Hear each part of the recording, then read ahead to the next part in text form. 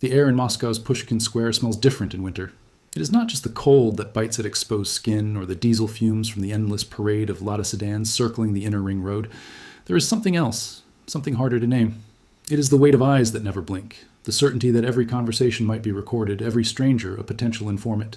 Imagine living in a city where your morning coffee at the same corner cafe requires remembering an entire false biography, where a single misplaced word about your childhood could unravel years of careful construction. Most people cannot fathom the psychological precision required to exist as someone else, not for days or weeks, but for years on end, in the heart of enemy territory where a mistake does not mean embarrassment or job loss, but a basement interrogation room in Lubyanka and an unmarked grave in the forests outside the city limits. This is the reality few understand about Cold War espionage. The popular imagination feeds on car chases and exploding pens, on glamorous operatives seducing their way through enemy lines. The truth is far more suffocating. The truth is a man sitting in a cramped apartment on Leningradsky Prospect, eating black bread and reviewing his legend for the 1000th time, knowing that the woman who sold him potatoes at the market yesterday might work for the Second Chief Directorate. The truth is surviving not through violence, but through absolute commitment to a fiction so complete that you begin to forget which memories are real and which were implanted during months of preparation at a training facility outside Williamsburg, Virginia. Between 1977 and 1985, the Central Intelligence Agency ran an operation inside Moscow that remains partially classified to this day. The operation, codenamed Sentinel, placed a deep cover officer inside the Soviet capital with a mission that seemed impossible from its conception. This was not a short-term penetration. This was not a diplomat with immunity or a journalist with plausible cover. This was an American intelligence officer living as a Soviet citizen, embedded so deeply within Moscow society that even his neighbors, his colleagues, and his acquaintances never suspected the truth. What you're about to hear challenges the sanitized narratives of Cold War history. It reveals the psychological brutality of deep cover work, the bureaucratic calculations that decide who lives and who dies, and the uncomfortable reality that modern espionage is less about ideology and more about the systematic exploitation of human vulnerability. The man Moscow knew as Viktor Dmitrievich Sokolov arrived in the city in February 1977 aboard an overnight train from Minsk. His papers identified him as a mid-level economic analyst, recently transferred from the Belarusian State Planning Committee to a similar position within Gosplan, the Soviet Central Planning Agency, headquartered near the Kremlin. The documents were authentic because they had been created by the same bureaucratic machinery that generated all Soviet employment records. They existed in the actual filing systems. They referenced real superiors who had been carefully manipulated into signing transfer orders without understanding what they were authorizing. Viktor Dmitrievich Sokolov existed in every database, every archive, every administrative layer of the Soviet system. He had an internal passport, a propiska granting him residence rights in Moscow, ration cards, a trade union membership, and a work history dating back to 1969. What did not exist was Viktor Dmitrievich Sokolov, the human being. The man carrying those documents was born Michael Robert Clayton in Baltimore, Maryland in 1948. His father worked as a machinist at Bethlehem Steel. His mother taught elementary school. He grew up speaking English, playing baseball, watching American television. He graduated from the University of Maryland with a degree in Slavic languages, a field of study that attracted CIA recruiters like blood attracts sharks. The agency approached him during his senior year. The pitch was straightforward. His linguistic aptitude, his family background, showing no communist sympathies, his psychological profile indicating high stress tolerance and compartmentalization abilities, all of these factors made him an ideal candidate for deep cover assignment. What they did not mention initially was that deep cover in this context meant something far beyond what previous generations of intelligence officers had experienced. The Cold War, by the late 1970s, had evolved past the gentleman spy era. Both sides now understood that diplomatic cover provided limited access. Embassy personnel were watched constantly. Known intelligence officers could be photographed, followed, compromised. The real intelligence value lay in penetrations that appeared completely indigenous to the target society. The CIA had been experimenting with this approach for years, but Sentinel represented their most ambitious attempt yet. The concept was almost absurd in its scope.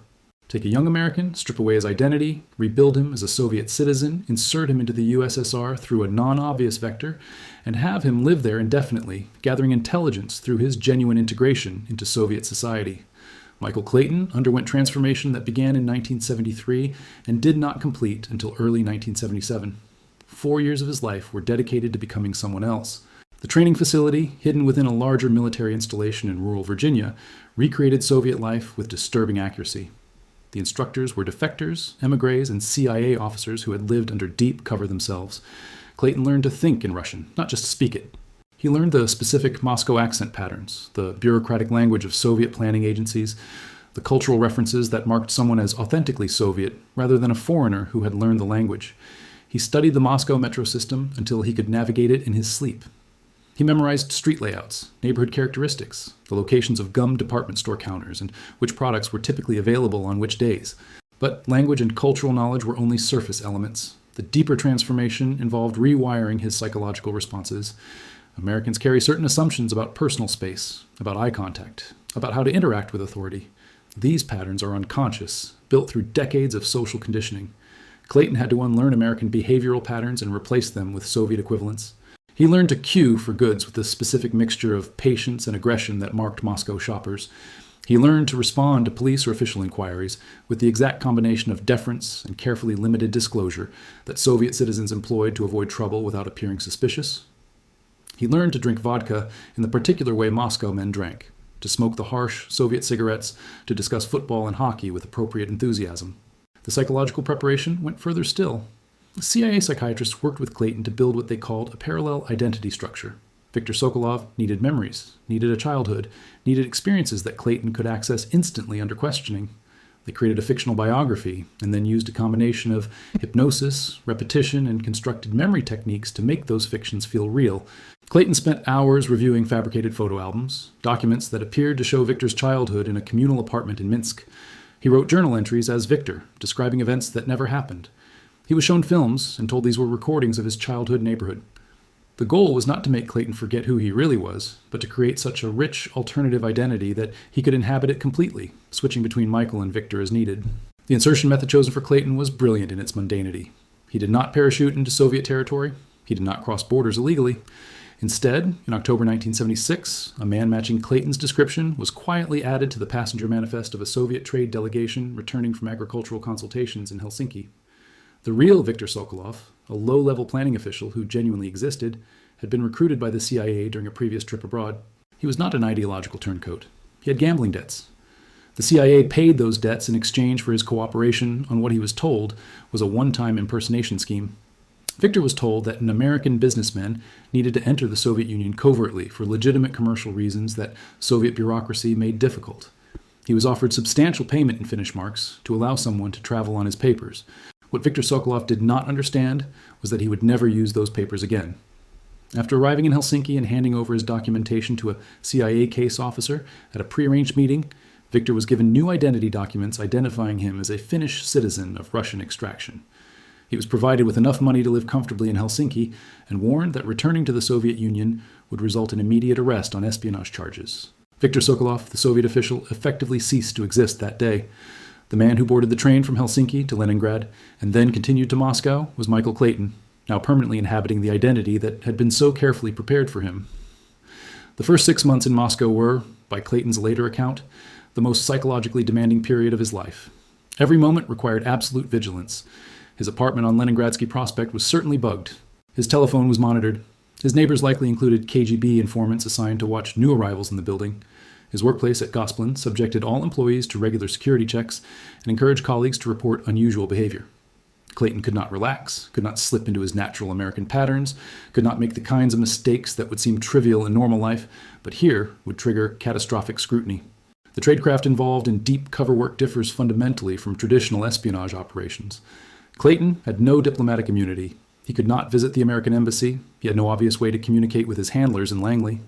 The communication system designed for Sentinel reflected the paranoid genius of Cold War spycraft. Clayton's primary method of sending intelligence back to the CIA involved a technique called the dead drop. At irregular intervals, determined by a pre-arranged schedule synchronized with astronomical events that could be calculated years in advance, Clayton would place material in a specific location in Moscow. These locations changed according to a pattern only he and his handlers knew. The material itself was microfilm documents, so small they could be concealed inside a fake bolt, screwed into a park bench, or inside a hollowed-out stone placed among thousands of similar stones in a public space. The CIA officers responsible for clearing these dead drops operated under their own cover identities, usually as diplomats or journalists, people who had legitimate reasons to move around Moscow. They were themselves under constant surveillance by the KGB's Second Chief Directorate, the unit responsible for counterintelligence on Soviet territory. The challenge was retrieving the materials Clayton left without being observed doing so. This required counter-surveillance techniques so sophisticated that planning a single dead drop clearance might take weeks. The CIA officer would need to first shake his KGB surveillance, a process that might involve hours of apparently random movement through Moscow, using metro transfers, entering buildings through one door and exiting through another, creating enough chaos in his pattern that watchers either lost track or became convinced nothing unusual was happening. Only after confirming he was alone would the retrieval officer approach the dead drop location. Even then, the pickup had to appear completely natural. A man bending to tie his shoe while palming a small object from beneath a bench. A woman adjusting her hair while removing something from a crevice in a statue. The margin for error was non-existent. If the KGB observed the drop or the pickup, Clayton would be arrested within days. Standard procedure in such cases involved immediate interrogation, often using chemical agents and physical coercion. The KGB had decades of experience breaking foreign intelligence officers. They understood psychological pressure points, isolation techniques, the precise application of pain to destroy resistance without killing the subject. Clayton's intelligence-gathering strategy relied on his legitimate position within Gosplan. Soviet economic planning generated enormous amounts of documentation, much of it classified at various levels.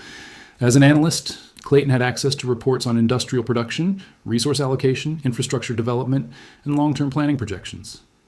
This material, while not military secrets, provided invaluable insight into Soviet economic health and strategic priorities. The CIA could analyze production figures to assess whether Soviet military procurement was straining civilian industrial capacity. They could identify bottlenecks in transportation infrastructure that might affect military logistics. They could track resource allocation patterns that revealed which regions or sectors the Soviet leadership considered most critical. But Clayton's true value emerged over time as he developed relationships within Gosplan and the broader Moscow bureaucratic community.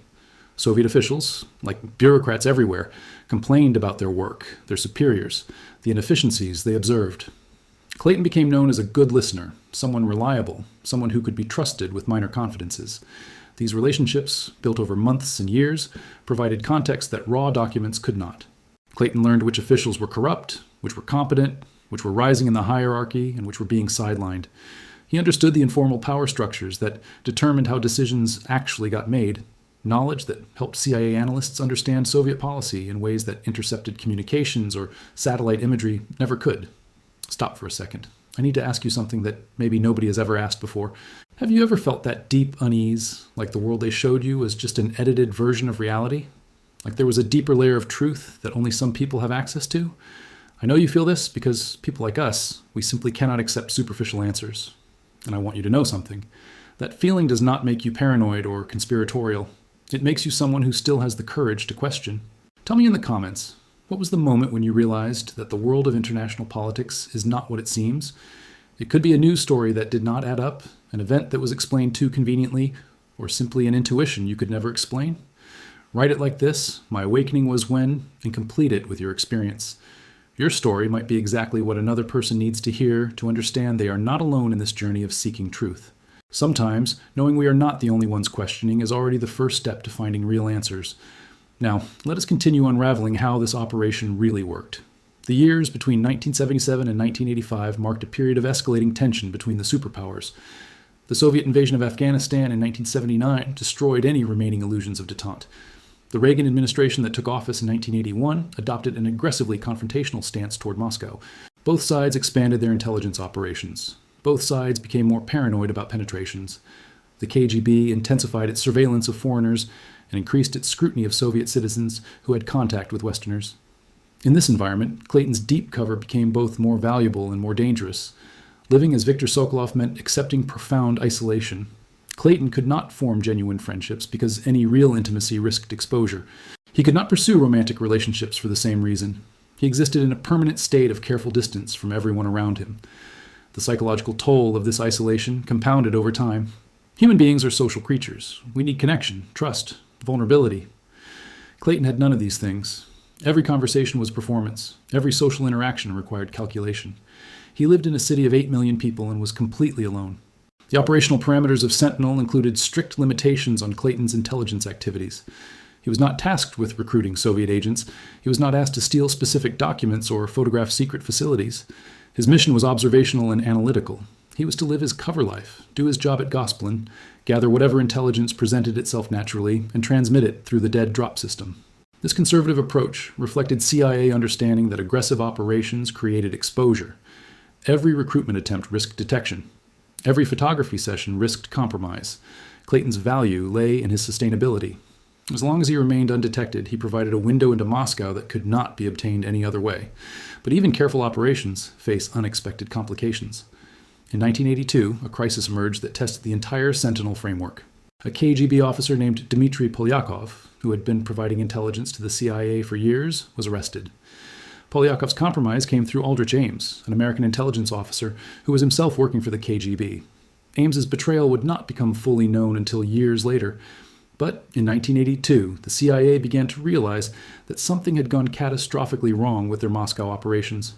Multiple Soviet sources were being arrested, communication networks were being rolled up. The question facing Langley was whether Sentinel had been compromised. The CIA faced an agonizing decision. They could attempt to extract Clayton, pulling him out through one of the emergency exfiltration routes that had been prepared, or they could assume Sentinel remained secure and keep the operation running. Extracting Clayton would confirm to the KGB that a deep penetration had existed, even if they had not yet identified him. It would also cost the CIA their best source of ground-level intelligence from inside Moscow. The decision-makers at Langley reviewed everything they knew about Ames's access to operations information. Clayton's existence was so highly compartmented that even within the CIA, only a handful of officers knew the full details. The assessment concluded that Ames likely did not know about Sentinel. The operation would continue. For Clayton, living through this period meant operating without knowing whether his cover was blown. He continued his routines, went to work, made his scheduled dead drops, maintained his legend. Every knock on his apartment door might be the KGB coming to arrest him. Every unusual question from a colleague might indicate investigation. The stress of uncertainty is in some ways worse than confirmed danger. Danger allows response. Uncertainty requires enduring without resolution. The intelligence Clayton provided during this period proved crucial to CIA assessments of Soviet economic vulnerability. His reports detailed growing inefficiencies in the planning system, increasing corruption among mid-level officials, and signs that the Soviet leadership was losing confidence in the command economy model. This information fed into broader intelligence estimates that suggested the Soviet Union was weaker than it appeared, that the military buildup of the early 1980s was straining the economy to breaking point, that the system was unsustainable long-term. These assessments influenced Reagan administration policy, reinforcing their strategy of economic pressure and military competition designed to force Soviet collapse. By 1985, Clayton had been living as Viktor Sokolov for 8 years. The original mission parameters had called for a 5-year deployment, with the understanding that psychological stress would make longer periods increasingly dangerous. The CIA began planning extraction. The method chosen reflected the same careful mundanity that had characterized the insertion. Clayton would not be pulled out through a dramatic escape. Instead, over a period of months, he began establishing a pattern of taking vacation time in the Baltic republics. Soviet citizens could travel relatively freely within the USSR, and trips to Estonia or Latvia were common among Moscow residents. During one of these trips to Tallinn, Clayton would board a ferry to Helsinki, using forged documents that would only need to survive cursory inspection. The extraction was scheduled for June 1985. Clayton made his final dead drop in Moscow in early May, providing a summary of recent economic planning documents and his assessment of leadership discussions about economic reform. He then requested 2 weeks vacation time, citing a desire to visit Tallinn. The request was approved without incident. On June 12, 1985, Viktor Sokolov boarded a train from Moscow to Tallinn. 2 days later, a man matching his description boarded a ferry to Helsinki carrying documents identifying him as a Finnish businessman of Estonian heritage. The border guards in Tallinn gave the papers a brief inspection and waved him through. Michael Clayton arrived in Helsinki on June 14, 1985, 8 years after entering the Soviet Union. A CIA officer met him at a safe house near the waterfront. The debriefing process that followed would last 6 months. Clayton had to download 8 years of observations, relationships, intelligence assessments, operational details. He also had to begin the psychological process of returning to his American identity. The transition proved more difficult than anyone anticipated.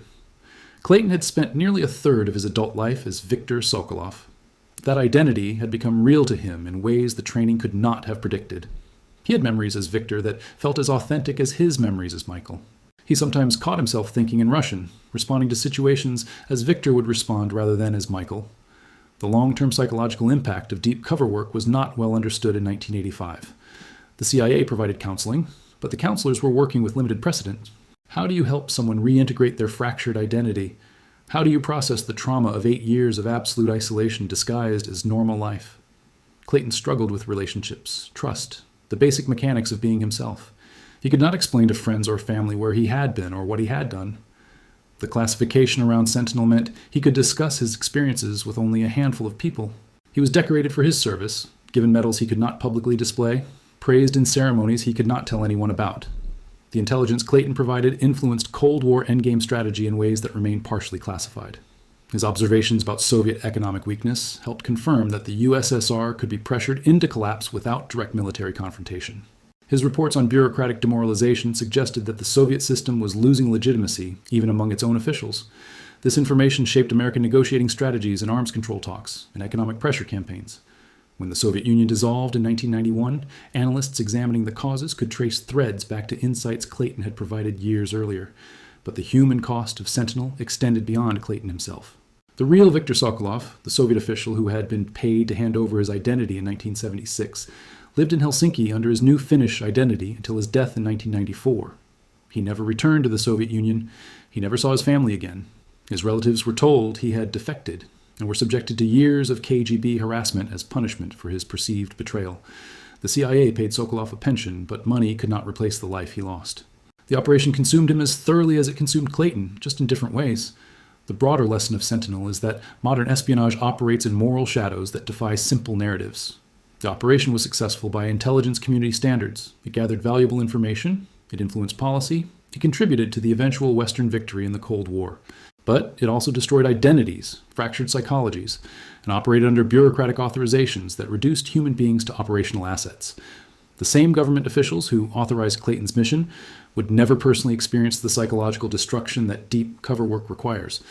They made cost-benefit calculations from comfortable offices, weighing intelligence value against human cost using metrics that erased the actual suffering involved. Intelligence work at this level reveals uncomfortable truths about how power functions in the modern world. Nations maintain elaborate systems for penetrating each other's societies, for living lies so complete that they become indistinguishable from truth. They train people to destroy their own identities in service of information gathering. They authorize operations that treat human psychology as malleable material to be reshaped according to operational requirements. And they do all of this while maintaining public fictions about law, sovereignty, and respect for human dignity. The CIA officers who ran Sentinel were not monsters. They were professionals executing a mission they believed served national security. Clayton was not a victim. He volunteered, understanding at least partially what the work would require. But the operation existed within a system that makes such missions possible, that maintains the infrastructure of identity transformation and psychological manipulation as routine tools of statecraft. This system operates continuously across all major powers, hidden behind classification barriers and need-to-know restrictions. What happened to Michael Clayton in Moscow between 1977 and 1985 was not an exception. It was and remains standard practice. The documents Clayton provided sit in CIA archives, some declassified, most still restricted. His medals are locked away. The operational details that would allow full assessment of Sentinel's impact remain classified on national security grounds. We are left with fragmentary knowledge, enough to understand the broad outlines but not the specific mechanisms. This obscurity is intentional. Intelligence agencies control their histories carefully, releasing only what serves current objectives. The full truth about operations like Sentinel may never become public. The people who know the details are bound by secrecy agreements that survive their deaths. If you made it this far, it is because, like me, you're fascinated by the secrets that governments prefer to keep hidden. And look, this is not just curiosity. It is a need to understand the real world behind the official curtains. I created this channel exactly for people like you, who feel they deserve to know the truth about how power really functions. Here you will find stories that never make it to the news, operations that were erased from official records, and deep analysis of the methods that shape our geopolitical reality. Subscribe to the channel and turn on notifications, because every week I bring exclusive investigations about the world of international intelligence. And look, it is not just entertainment. It is knowledge that will change your perspective on world politics forever. Come join this community of people who are not satisfied with superficial versions of the facts. The like also helps the channel grow a lot and continue bringing this content that you will not find anywhere else. Until the next revelation,